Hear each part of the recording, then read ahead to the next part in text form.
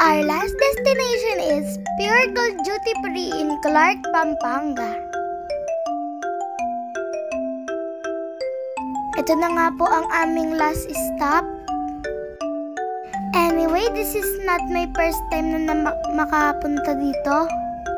If I'm not mistaken, I was 3 years old nung pumunta ako dito. And kasama ko nga si Lolo at Lola. Nung umuwi sila, pumunta kami dito.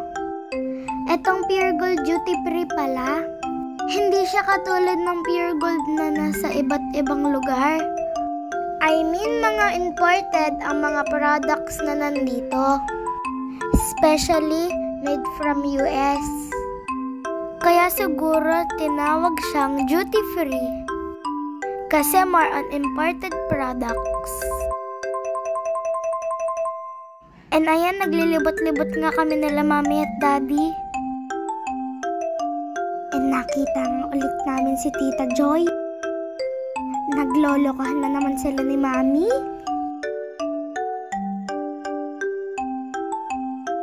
And nauna na nga kami nila Daddy dun sa mga toiletries.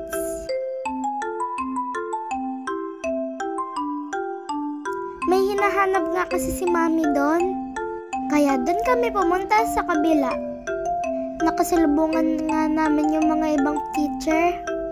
Abala din sila sa pagsha-shopping. Last destination na namin to.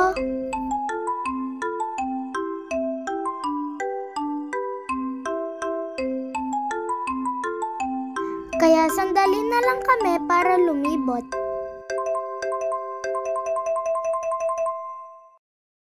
It's 7 PM onward na nga nung mga time na to. Kaya todo madali kami nila Daddy. Diba? Ang dami mga house garments and mga kitchenwares.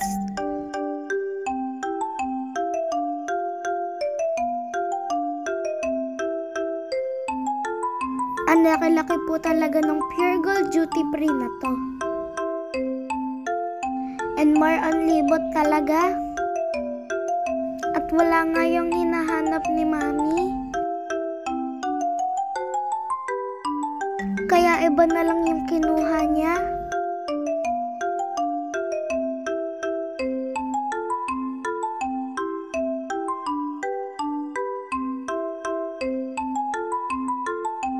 At eto naman ang kinuha ko. Gustong gusto ko tong hotdog na to kasi ang fluffy-fluffy. Inaagaw nga ni Bia. And this time, patapos na nga kaming mamili dito.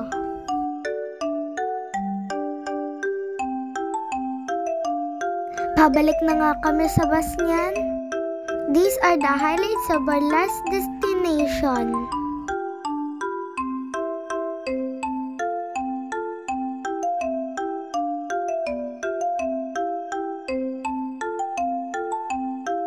Hanggang dito na lang po. Bye!